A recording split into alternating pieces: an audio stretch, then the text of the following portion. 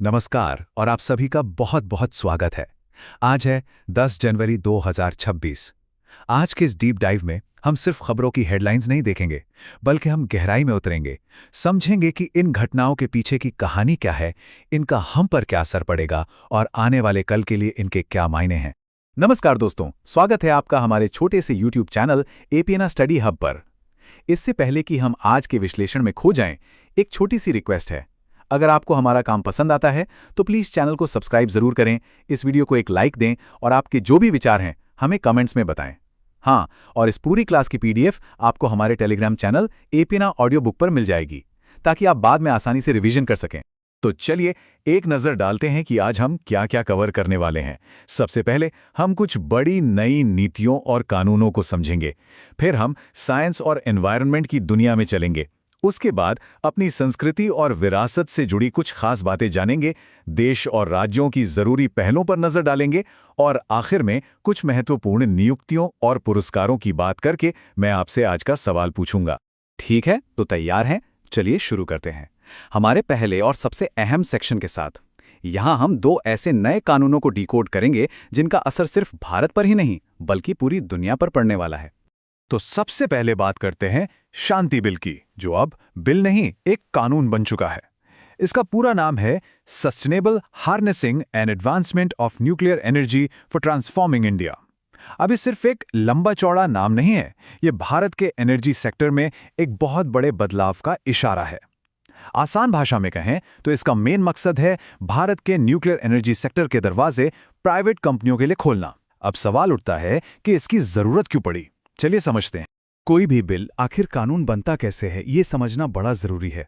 जैसा कि आप देख सकते हैं, ये एक पूरी प्रक्रिया है। एसएचएनटी बिल को पहले संसद में लाया गया, उस पर जबरदस्त बहस हुई और जब दोनों सदनों से ये पास हो गया तब इसे भेजा गया राष्ट्रपति की मंजूरी के लिए। और जैसे ही राष्ट्रपति के हस्ताक्षर हुए, ये बिल भारत का एक आधिकारिक कानून बन गया, एक ऐसा कानून जो देश का एनर्जी फ्यूचर तय करेगा। तो ये कानून सिर्फ प्राइवेट कंपनियों को एंट्री नहीं दे रहा, बल्कि एक बहुत ही एम्बिशियस, एक बहुत बड़ा लक्ष्य भी सेट कर रहा है। लक्ष्य है 2047 तक 100 गीगावाट न्यूक्लियर एनर्जी पैदा करने का। अब ये 100 गीगावाट होता कितना है?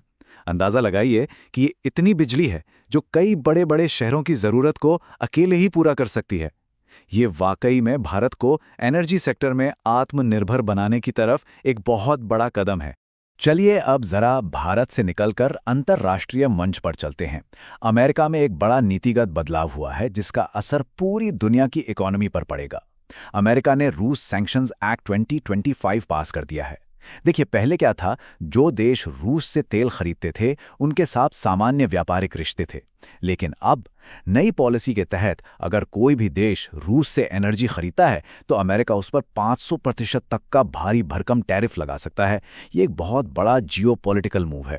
और इस कानून के पीछे का इरादा क्या है, वो बिल्कुल साफ है। जैसा कि आप अमेरिकी राष्ट्रपति डोनाल्ड ट्रंप का ये बयान देख सकते हैं, उन्होंने इस पर साइन करते हुए साफ साफ कहा कि इसका मकसद रूस पर कड़े आर्थिक प्रतिबंध लगाना है। तो ये सिर्फ एक इकोनॉमिक फैसला नहीं है, ये एक मजबूत राजनीतिक संदेश भी है। अच्छा, तो पॉलिसी और कानूनों की दुनिया से बाहर निकलते हैं और अब रुख करते हैं साइंस और एनवायरनमेंट की तरफ। यहाँ एक ऐसी तरक्की हुई है जो हमारे पर्यावरण को बचाने में एक मील का पत्थर साबित हो सकती है। तो सबसे पहले ये समझते हैं कि एक एनवायरमेंटल स्टैंडर्ड लेबोरेटरी होती क्या है। देखिए, जैसा इसका नाम है, ये एक ऐसी लैब है जहां हमारे पर्यावरण के सैंपल्स जैसे हवा, पानी, मिट्टी, कचरा, इन सब का एनालिसिस किया जाता है। इसका मुख्य काम है पोल्यूशन के लेवल पर नजर रखना और ये पक्का करना कि पोल्यूशन कंट्रोल करने वाली मशीनें ठीक से काम कर रही हैं या नहीं। आप इसे एक तरह से हमारे पर्यावरण का डॉक्टर समझ सकते हैं। और ये दिल्ली के लिए ही नहीं बल्कि पूरे भारत के लिए एक बहुत बड़ी खबर है।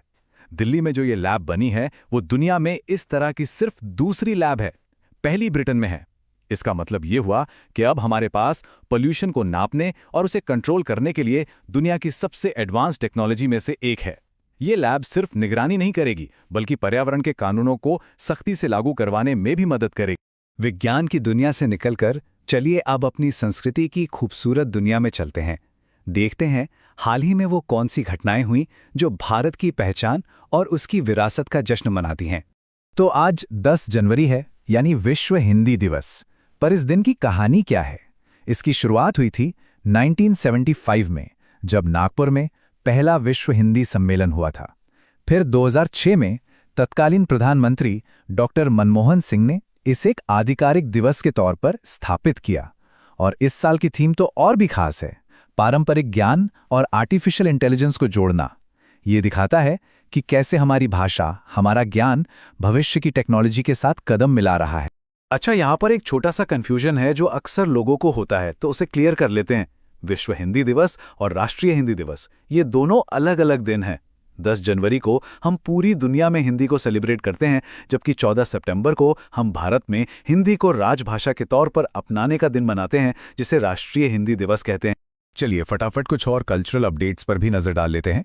ओडिशा के भुवनेश्वर में कलिंग साहित्य उत्सव का आयोजन हुआ।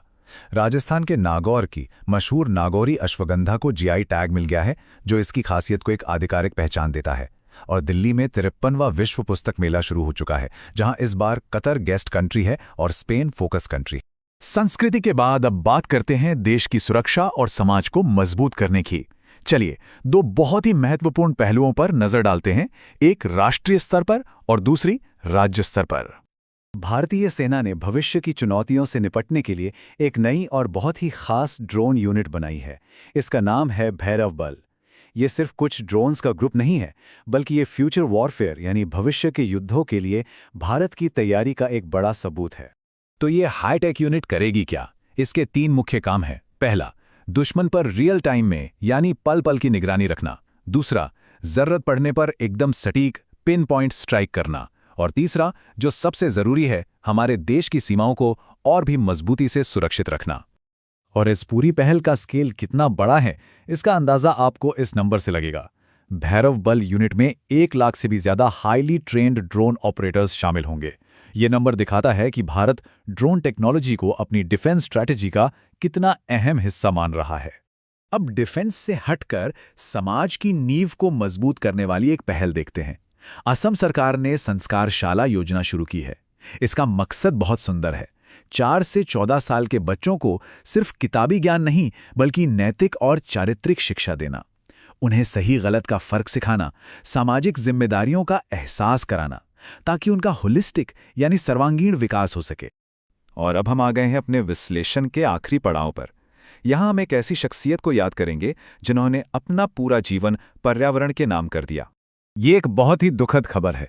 जाने माने इकोलॉजिस्ट माधव गाडगिल जी का 82 साल की उम्र में निधन हो गया है।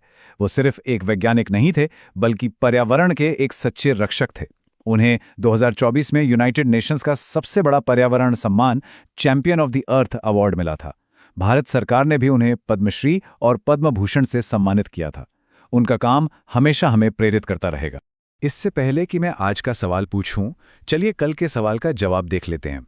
हमने पूछा था कि इंडियन मिलिट्री एकेडमी से ग्रेजुएट होने वाली पहली महिला अधिकारी कौन बनी, और आप में से बहुत लोगों ने सही जवाब दिया, साईं जाधव। बहुत बढ़िया। और अब ये रहा आज का सवाल जो हमारे वन्य जीवों से जुड़ा है। नेशनल टाइगर कंजर्वेशन अथॉरिटी यानी NTCA के 2025 के डेटा के अनुसार किस राज्य में सबसे ज्यादा बाघों की मौतें दर्ज की गई हैं? ये एक गंभीर सवाल है। अपना जवाब नीचे कमेंट्स में जरूर दीजिएगा। इसी के साथ आज का विश्लेषण यहीं समाप्त होता है। मिलेंगे अगले एपिसोड में। धन्यवाद।